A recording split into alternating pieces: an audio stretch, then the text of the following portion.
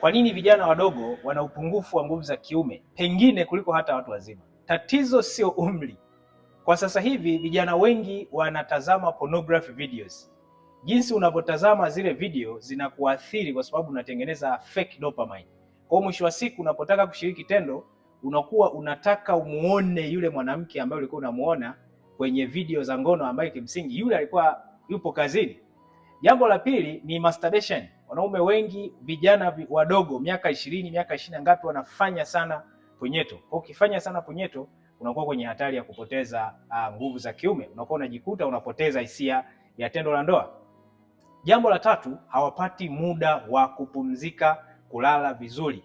Wakati wa usiku badala ya kulala wao wanatumia simu, wanatumia kompyuta, wana scroll au wanaangalia movie kwa muda mrefu, kitu ambacho kinaendelea kuathiri testosterone hormones.